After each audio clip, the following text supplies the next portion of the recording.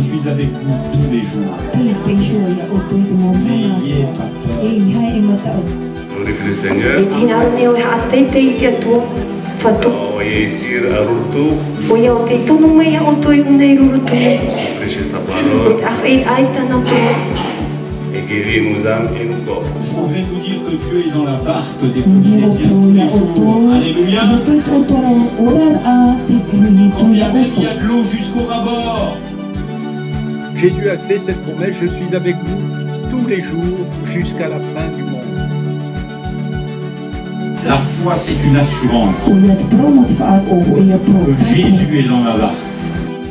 Jésus revient bientôt, il revient sur les nuées du ciel, il revient chercher son Église, celle qui lui appartient.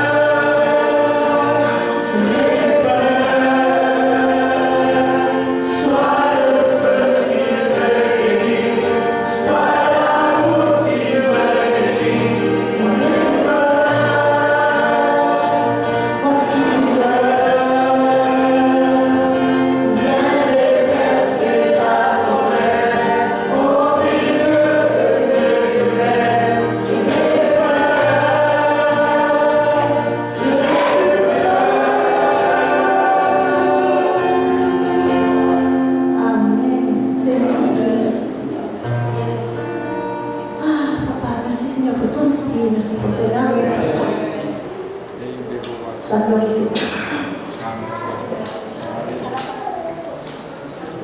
Dieu. Alléluia. Quel privilège. Je n'ai plus peur. Alléluia. On n'a plus peur de vivre. Il y a bien des gens qui ont peur de vivre. Nous n'avons plus peur de vivre. Alléluia. Nous n'avons plus peur de ce qui peut arriver demain, parce que nous savons que nous avons une demeure éternelle. Alléluia. Nous n'avons pas peur de perdre les choses ici, parce que nous avons un héritage céleste. Amen. J'étais dans la joie tout au long de la semaine avec Annie. Nous avons pu visiter plusieurs, aller dans vos maisons, vous bénir. Ça a rempli nos cœurs de joie. On en a visité plusieurs, vu des papas, des mamans, des malades. Et nous croyons que le Seigneur est celui qui guérit. Alléluia. Celui qui redonne l'espoir, celui qui redonne la vie. Amen. Et en préparant ce message, en fait, lundi matin, ma femme me parlait, puisqu'elle fait aussi des traductions, et elle m'a mis un verset biblique qui a tout de suite éclairé mon cœur pour toute la semaine, et qu'on va partager ensemble. Vous voulez bien? Et au travers de ça, et ce que nous avons vécu tout au long de la semaine, je me disais, en ouvrant ma Bible et ce Nouveau Testament, vous savez qu'un testament, c'est quelque chose qui est écrit avant de s'en aller. Avant de mourir, les gens font leur testament. Avant de partir, Jésus a fait son testament. Alléluia. Et l'apôtre Paul, eh bien, tout au long de sa vie, de son ministère, en fait, il a écrit des phrases comme s'il allait partir. Comme si c'était les derniers moments. Et ce matin, j'aimerais vraiment vous dire qu'on vous aime de tout notre cœur, qu'un amour qui n'est pas notre amour à nous, qui est venu du ciel pour cette île de Raiatea, pour chacun de vous est descendu dans nos cœurs.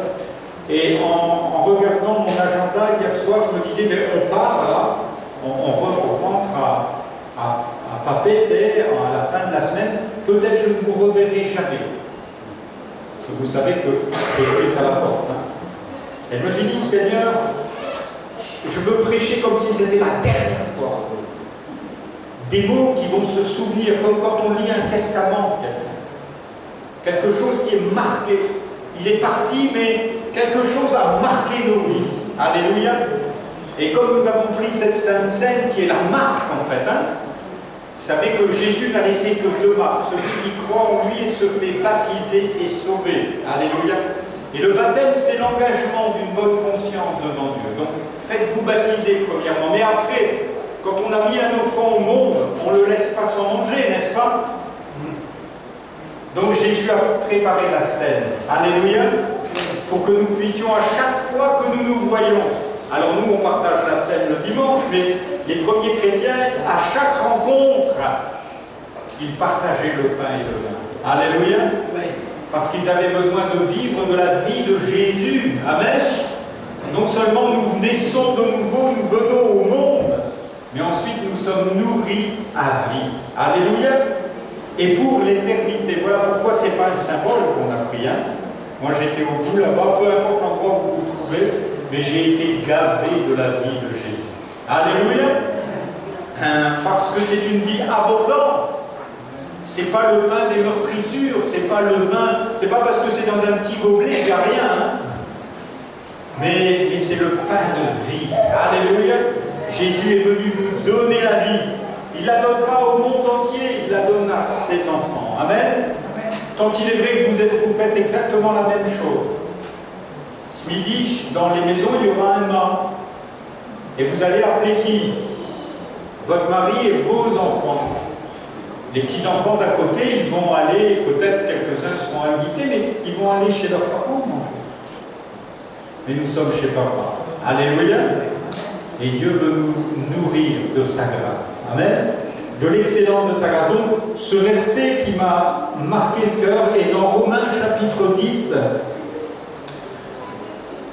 Surtout, j'aimerais vous laisser sur le cœur de relire encore l'épître aux Romains.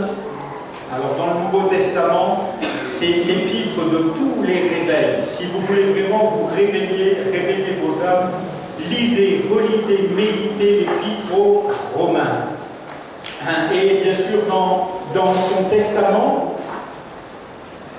il va mettre cette phrase, Romains 10, verset 4.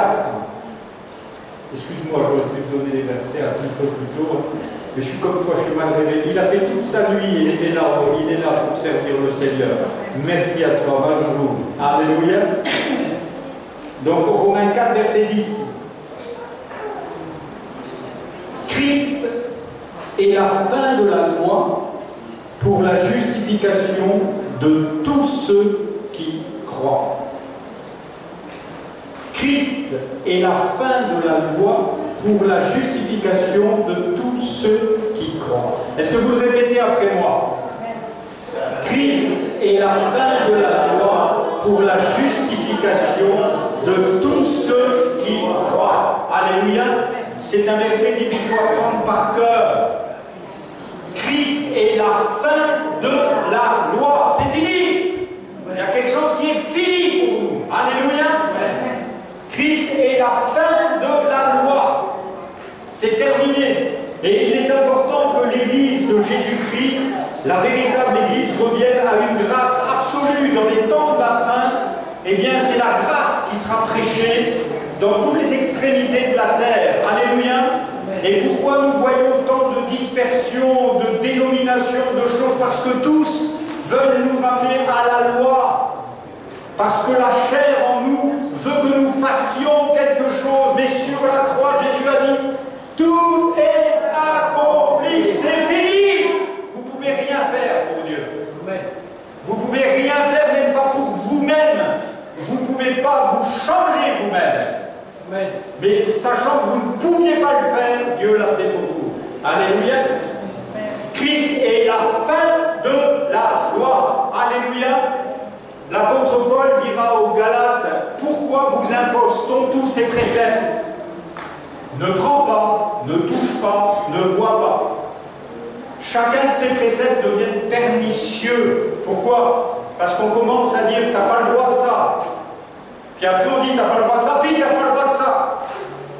Puis tu n'as pas le droit de ça. Puis encore de ça. Et vous vous retrouvez sous la loi. Christ est la fin de la loi. Alléluia. Et nous allons voir, bien sûr, nous ne sommes pas sans loi, ce n'est pas la permission de pécher, mais c'est la permission de laisser rentrer le Saint-Esprit. Amen. Quand la loi est finie, Dieu vient régner en nous. Amen. Et quand il règne en nous, il n'y a plus de péché. Alléluia. Il n'y a même plus le désir de péché. Amen. Il n'y a plus qu'un désir de feu. Amen. Du feu du service de Dieu.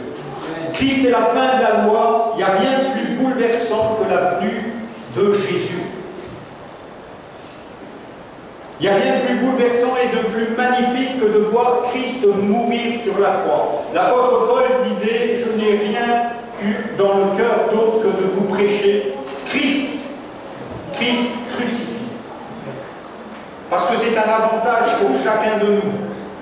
Nous voulons toujours donner des choses à Dieu.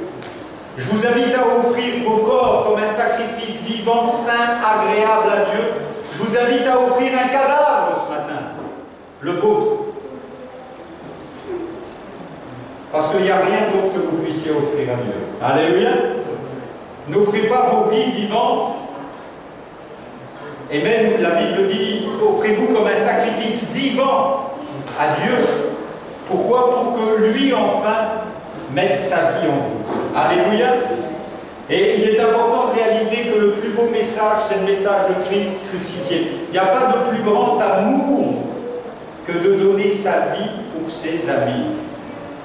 Et bien sûr, si Christ est la fin de la loi, c'est pour mettre en nous une nouvelle loi d'amour.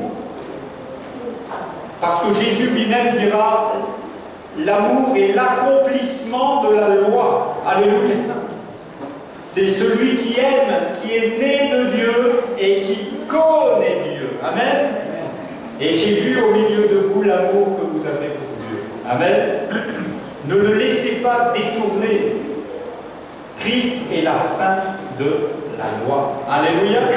Et quand on aime, bien sûr, on veut faire des choses.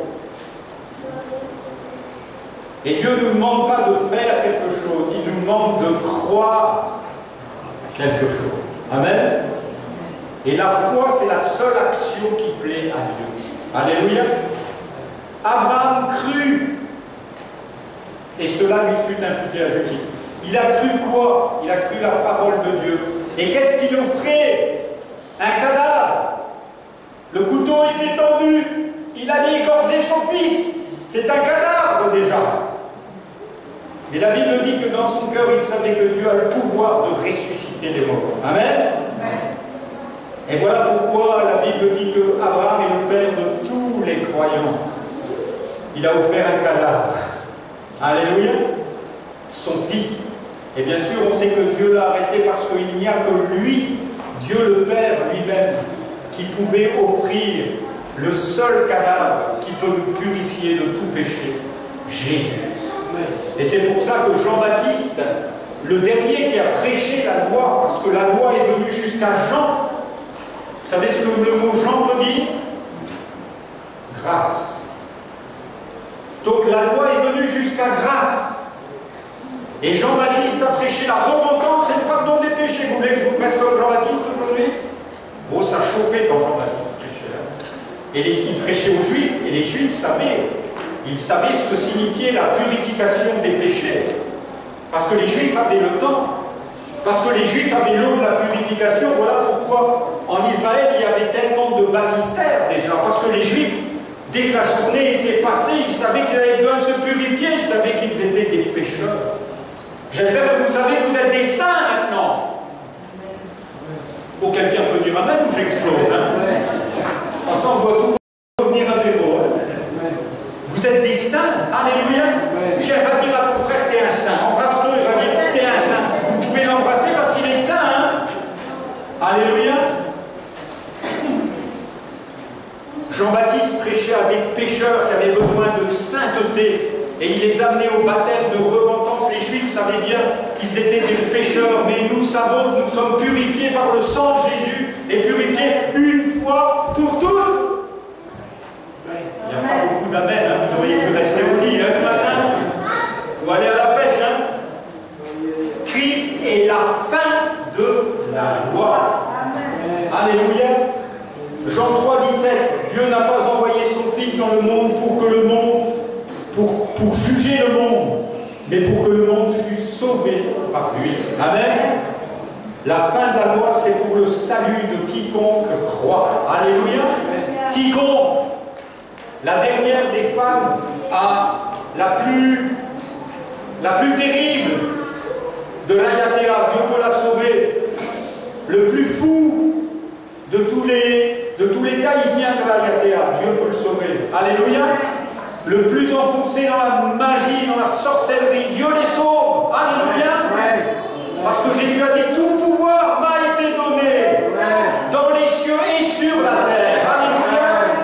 Il a tout pouvoir, lui. Amen. Vous n'avez pas la force, mais lui a la force. Alléluia. De vous donner une vie nouvelle. Parce que Christ est la fin de la loi. Celui qui croit en lui n'est pas jugé, mais celui qui ne croit pas est déjà jugé, parce qu'il n'a pas cru au nom du Fils unique de Dieu. Nous croyons que Dieu nous a tellement aimés qu'il a envoyé son Fils. Et nous sommes passés des ténèbres à la lumière. Alléluia. Alors pourquoi vous pensez encore comme des gens ténébreux? Pourquoi pensez-vous encore? C'est pas possible. Il y en a qui font comme ça. Ce matin ici, c'est pas possible. Et ça ne peut pas changer. Pasteur, moi c'est difficile. Je suis la lumière, dit Jésus. Pense différemment. Pense à la victoire. Pense à la croix. Pense à mon triomphe. J'ai vaincu le diable pour toi. J'ai vaincu tes idées, mais pasteur, j'ai pas fait d'études, je peux pas, j'arrive pas. Je peux tout par celui qui me fortifie. Alléluia. Amen. Dieu a fait un roi avec un berger. Alléluia. Il s'appelait David. Il gardait des brebis. Même son papa ne l'envoyait pas à l'école, il l'envoyait garder les quelques brebis qu'il avait. Dieu en a fait un roi. Alléluia. Vous croyez qu'il est en peine avec l'école, lui? Dieu a fait un des plus grands serviteurs avec Moïse. Ah, Moïse a été laissé dans l'eau, abandonné, recueilli par la fille de Pharaon. Il a fait les plus grandes facultés du monde entier. À cette époque-là, c'était en Égypte. C'était les plus grandes facultés. Et il fallait que cet homme-là fasse les plus grandes facultés parce que lui nous a donné la loi. Mais Christ est venu comme un simple berger. Alléluia. Il s'est fait homme de douleur, habitué à la souffrance. La loi est venue par Moïse. La loi dit fais cela et tu vivras. La grâce est venue par Jésus-Christ. Jésus dit crois-moi et je vais changer ta vie. Amen. Et c'est ce que Dieu fait. Les hommes ont préféré les ténèbres à la lumière. Mais ce matin, vous êtes venus à la lumière, n'est-ce pas? Alléluia. C'est pour être éclairé. C'est pour savoir. Moi, je m'en vais. Je voudrais que vous gardiez ce verset dans le cœur. Ce verset extraordinaire que je vous ai déjà cité. Christ est la fin de la loi pour la justification de tous ceux qui croient. Répétez-le avec moi. Christ est la fin de la loi pour la justification de tous ceux qui croient. Amen. C'est la Bible. Alléluia. C'est écrit. Amen. Quand on vous dit fais pas ça, dites attendez pasteur, on va regarder Romains 10 verset 4 ensemble. Alléluia. C'est tellement important. Avant de m'en aller, je voudrais vraiment que vous passiez des ténèbres à la lumière, que vous passiez de la loi qui vous tient ficelé à la liberté des enfants de Dieu. Amen. Que vous passiez des ténèbres à la lumière, que vous passiez d'un semblant de vide, de la peur à la joie, à la liberté des enfants de Dieu, à la plénitude de l'esprit. Amen. C'est ce que Dieu véritablement nous a promis. C'est la fin de la loi. Et la Bible dit et déclare, tous les prophètes et la loi ont prophétisé jusqu'à Jean. C'est de lui dont je parlais. Et Jean-Baptiste a prêché la loi. Mais Jésus est venu. Et un jour, on est venu voir Jean-Baptiste et on a dit, tu sais, Jean-Baptiste, les apôtres de Jésus, ils baptisent plus que toi. C'était pas le même baptême. Eux, c'était un baptême pour être lavés de leurs péchés, tellement ils avaient peur. Mais la purification que donne Jésus, c'est la purification dans la grâce. Qui fait que nous sommes sauvés une fois pour toutes. Et qui nous conduit dans la justice. Jésus ne nous a pas seulement pardonné, mais il nous a justifié. Christ est la fin de la loi pour la justification. Et Paul dira, il n'y a maintenant plus de condamnation. Quelqu'un peut dire après moi, il n'y a plus de condamnation pour ceux qui sont en Jésus-Christ. Amen. Amen. Et qui accusera les élus de Dieu? C'est Dieu qui les justifie. Amen. Plus rien ni personne ne peut vous accuser. La loi de Moïse jusqu'à Jean était là. Jean a prêché cette repentance. La loi est venue par Moïse, mais la grâce et la vérité sont venues par Jésus-Christ. La Bible dit, la fin d'une chose vaut mieux que son commencement. Alléluia. Moi, je suis heureux d'être venu après Jésus-Christ. Alléluia. Quelquefois, quand je parle avec les jeunes, ils disent, ouais, moi, je serais venu vivre du temps des croisades, du temps de... Non, moi, je suis content de vivre mon temps. Alléluia. Parce que dans cette fin des temps, la connaissance augmente toujours plus, la connaissance du bien et du mal, mais la connaissance du Christ, alléluia, par révélation. À la fin des temps, je crois qu'il y aura une de ces églises, exactement comme celle du début des temps, remplie du Saint-Esprit, amen, bouillant pour Dieu. Et c'est là qu'on va voir la différence. On ne va pas dire je suis témoin de Jéhovah, je suis baptiste, je suis ici, je suis là. On va dire je vais à l'endroit où ils sont en feu. Alléluia. Où ils ont le feu de Dieu dans le cœur, où les malades sont guéris, où les boîtes marchent. La Bible dit de la première église, il n'y avait aucun indigent. Aucun. Alléluia. Vous ne rêvez pas de ça, vous? Mais vous dites, on n'est pas sur la terre. Bah, si, c'était sur la terre, mes frères et sœurs. Et c'est ce qui arrive maintenant. Amen. Alors que l'adversaire se déchaîne, alors que les nations sont folles, alors qu'il y a des guerres, des bruits de guerre, que le monde est complètement fou, l'Église va se lever. Amen. Remplie du Saint-Esprit, remplie de la parole de Dieu, de la parole de connaissance. Les boiteux vont se lever, les malades vont être guéris parce que Dieu n'a pas changé. Amen. Et parce que Christ est la fin de la loi pour la justification de tous ceux qui croient. Alléluia. Il vous faut complètement réaliser que la justification est faite, elle est accomplie. Je croise beaucoup trop de gens qui vivent dans la culpabilité. Vous avez fait des erreurs, moi aussi. Vous avez fait des erreurs en tant que chrétien, moi aussi. En tant que pasteur, moi aussi j'ai fait des erreurs. Alléluia. Mais Dieu m'a justifié. Alléluia. Et me fait avancer. Il ne nous permet pas nos erreurs pour qu'on se reste dans le péché.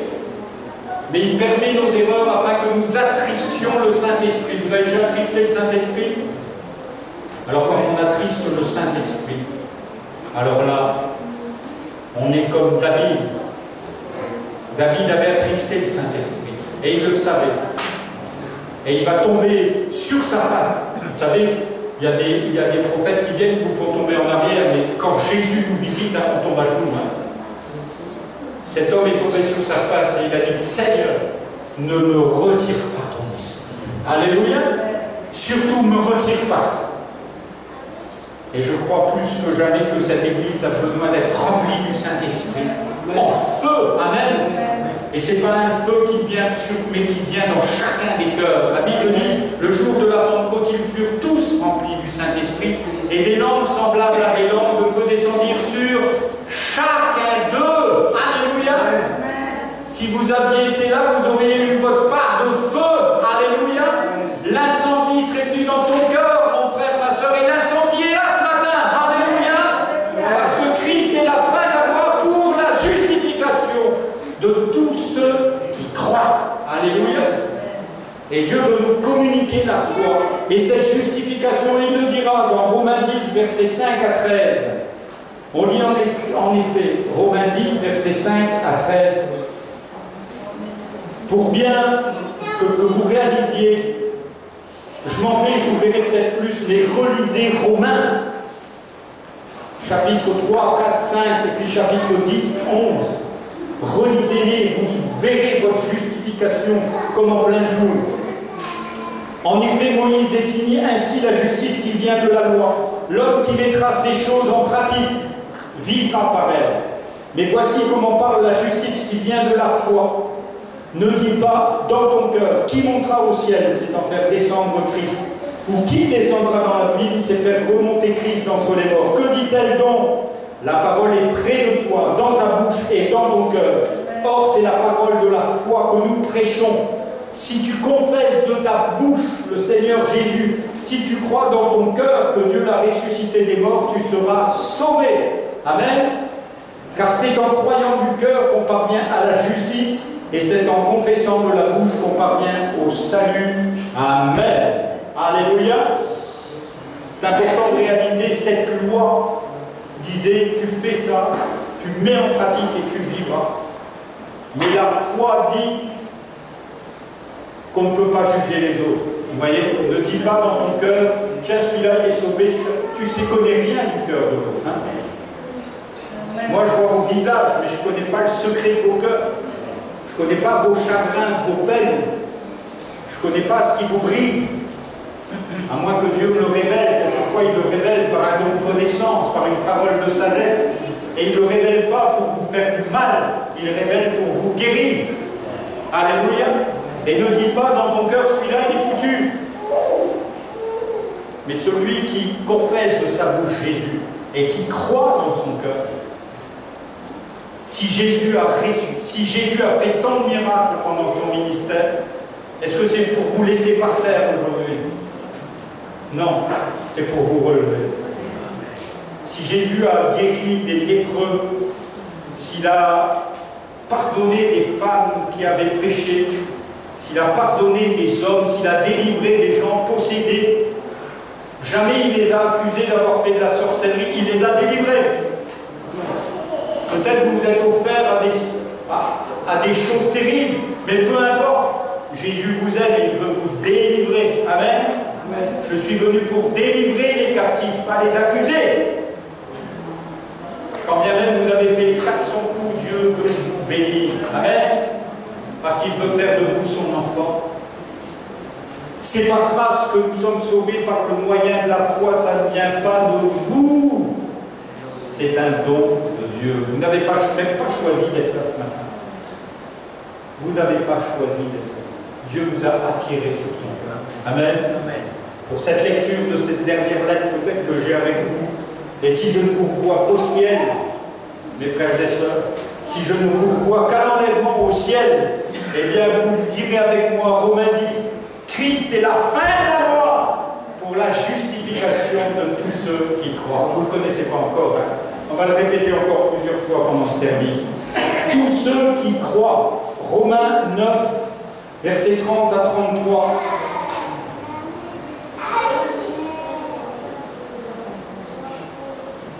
Que dirons-nous donc? Des païens qui ne cherchaient pas la justice ont obtenu la justice qui vient de la foi, tandis qu'Israël qui cherchait une loi de justice n'est pas parvenu à cette loi. Pourquoi? Parce qu'Israël l'a cherché non par la foi, mais comme provenant des œuvres. Ils se sont heurtés contre la pierre d'achoppement, selon qu'il est écrit, voici je mets en Sion une pierre d'achoppement et un rocher de scandale, et celui qui croit en lui ne sera pas confus. Amen. Vous avez raison de croire en Jésus. Alléluia. Vous avez raison de mettre votre confiance en Jésus. Parce qu'aucune technique ne sauvera les hommes. Aucun remède de l'humanité sauvera les hommes. Seul le sang de Jésus peut vous purifier. Aucune œuvre ne pourra vous sauver. Et vous n'êtes pas sauvé par les œuvres. Vous êtes sauvé pour œuvrer pour Christ. Ce n'est pas la même chose. Vous êtes sauvés pour devenir des témoins du Dieu vivant et vrai. Alléluia. Et quelle que soit la condition, une pierre angulaire. Vous savez que la pierre angulaire sur une maison, c'est la pierre principale. Et on commence toujours par cette pierre et on édifie toute la maison. Et Christ est la pierre angulaire, il est la base même de tout l'édifice. C'est Jésus lui-même qui a dit « Je bâtirai mon église ». Ce n'est pas les assemblées de Dieu, ce n'est pas les pentecôtistes, ce n'est pas les baptistes, ce n'est pas le pape, ce n'est pas les sous-papes. C'est Jésus qui est la pierre angulaire. Alléluia. Et il est une pierre vivante. Amen. Et c'est lui qui vous place dans l'édifice. Et tout l'édifice, eh bien, tire son accroissement de ce que Jésus fait. Alléluia. Parce que les pierres, si elles tiennent ensemble, c'est qu'elles sont positionnées. Amen. Et il y en a un qui fait les chants, une qui fait les chants, un qui prépare la Sainte Seine, un qui loue Dieu, un qui a une parole de connaissance, un qui a une parole prophétique. Que tout se fasse pour l'édification. Christ étant la pierre angulaire. Ils s'y sont heurtés. Et toutes les religions se heurtent à cette pierre angulaire. Vous savez pourquoi? Parce que la religion peut poser ses fondations, quelles que soient les religions. Les catholiques veulent poser leurs fondations. Ils ont fait marcher des nations derrière elles. Et ils ont mélangé le spirituel et le mondain. Quelle ruine! Et dans bien des endroits, on commence à mélanger la politique avec la foi. Nous sommes sauvés pour suivre Jésus, pas pour établir des politiciens. Le monde passe, et sa convoitise aussi. La convoitise est grande d'avoir des hommes politiques qui nous écoutent, mais eux ne nous écouteront pas de toute façon. L'homme est corruptible par nature. Et j'ai vu des gens commencer vraiment brillamment. Ah, mais quand la corruption elle est là, tous les hommes ont un prix. Mais Dieu, lui, paye. Alléluia. Le seul qui ne se corrompra jamais, c'est Christ. Alléluia. Tout va se détériorer autour de nous. Mais Jésus demeure éternel, le même. Alléluia. Même nos mariages les plus beaux se détériorent. On se marie avec la plus jolie, hein, oh, elle est belle, et puis 40 ans plus tard, quand on se regarde dans la glace, oh là là, ça a changé. On fait une photo quand même, hein, mais ça a changé. Et puis, voilà, ça s'estompe, on dépérit, mais Christ est toujours le même. Voilà pourquoi vous allez ressusciter bientôt. Alléluia, avec des corps glorieux. Il n'y aura plus de personnes qui auront de trop petites jambes pour montrer dans le cœur. Non, non, non, non. On va tous aller au ciel. Alléluia. Et on aura tous des jambes assez longues pour toucher le cœur du Père. Alléluia. On sera rendus semblables à lui. On sera tous jeunes et beaux. On n'aura plus de lunettes, on n'aura plus de dentiers, on n'aura plus mal aux dents. On aura tous des oreilles pour entendre. Hein, on ne dira pas, ah, qu'est-ce que t'as dit? Non, on entendra parfaitement. Alléluia. Gloire à Dieu. Amen. Et c'est là que Dieu nous entraîne. Christ est la fin de la loi pour la justification de tous ceux qui croient. Alléluia. Est-ce que vous voulez vous mettre à croire en Jésus? Est-ce que vous voulez offrir votre cœur à ce Jésus qui a offert plus que son cœur? Il a offert son corps. Il a offert ses mains sur la croix. Il a dit, personne ne prend ma vie, je vous la donne. Je sais que vous avez besoin de mains pour être courageux, alors mes mains à moi vont être percées pour vous donner du courage. Je sais qu'il n'y a plus personne qui veut se mettre en marche, alors mes pieds vont être cloués pour que vous puissiez courir dans mes bras. Amen. Je sais que tous vous avez un cœur dur, alors mon cœur va être percé. L'eau et le sang vont couler pour vous donner un cœur nouveau. Alléluia. Et c'est ça, la fin de la loi est venue pour que Christ nous envoie, et c'est avantageux. Je vous enverrai le Saint-Esprit. Lui sera avec vous, et il sera en vous. Lui mettra en vous cette loi d'amour, cette possibilité d'aimer vos ennemis. Vous ne pouvez pas aimer vos ennemis si Dieu n'est pas en vous. C'est pas vrai. Vous ne pouvez pas le faire. Mais quand Christ est en vous, vous pouvez vous mettre à aimer des gens qui sont complètement différents de vous. Vous pouvez reconnaître que Dieu peut changer leur cœur. Et même s'ils vous font des misères, ce n'est pas à vous qui les font, c'est à Jésus. Vous êtes devenu un cadavre, une offrande vivante. Que peut me faire un homme, dira l'apôtre Paul. Qu'est-ce qu'il peut me faire? Il dira lui-même, il ne se vante pas des miracles, mais il se vante de sa vie. Il dira, moi j'ai fait 5 fois naufrage.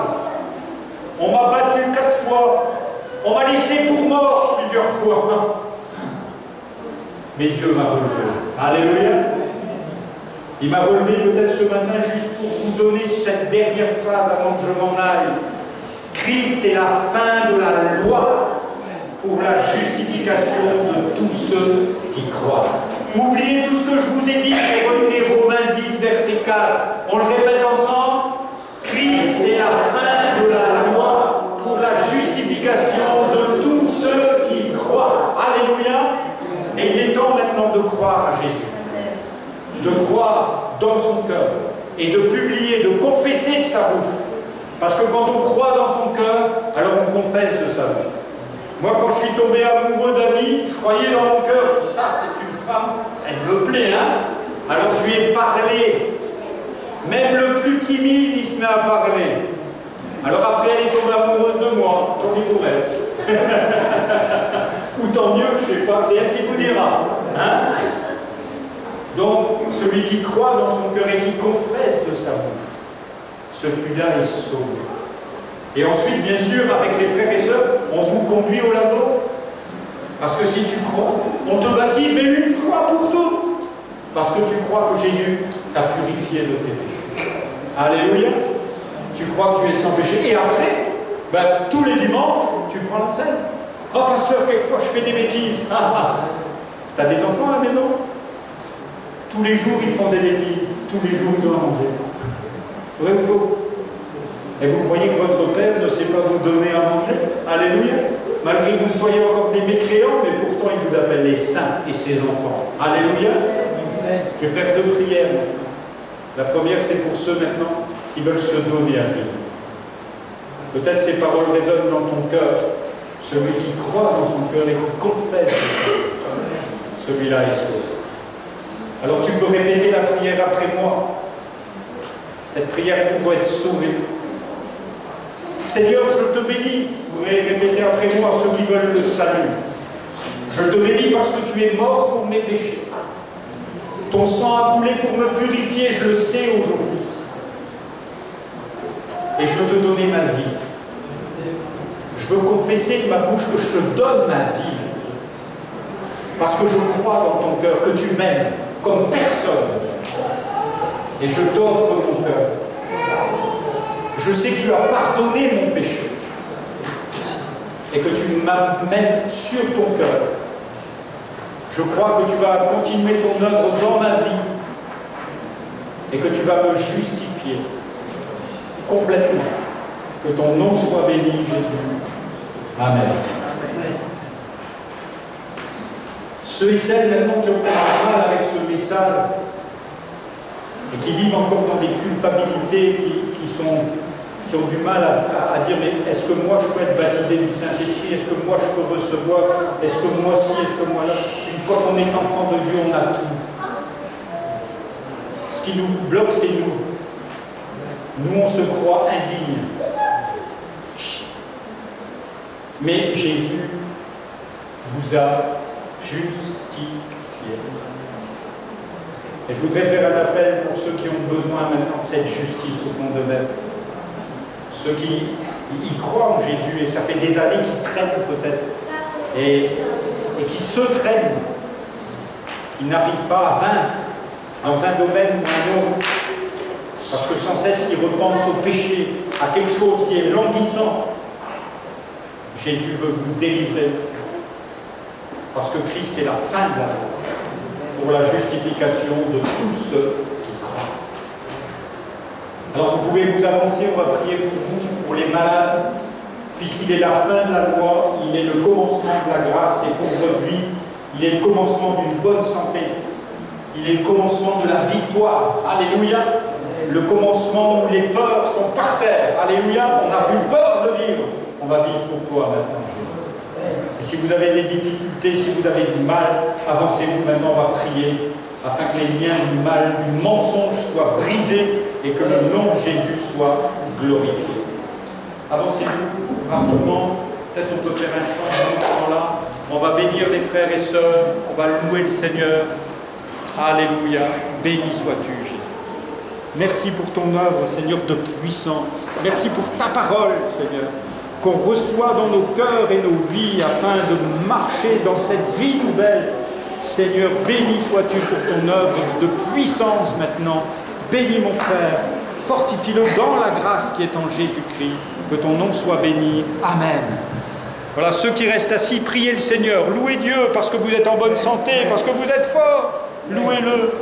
Béni sois-tu pour ce papa qui s'avance, pour l'amour qu'il a dans son cœur pour toi, pour ce désir de te suivre. Béni sois-tu, Jésus, pour cette grâce extraordinaire. Merci, Seigneur, de le bénir. Amen. Alléluia. Oh Jésus, béni soyez ce couple. Tu me mets un son dans le cœur, un désir.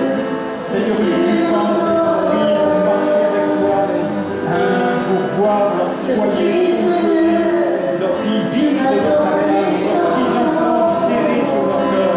Que béni pour la force que tu leur donnes, que béni à ta vie par comme toi tu parles.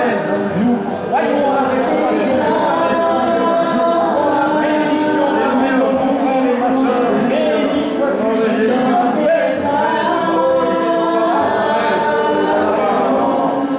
Oh, il béni papa.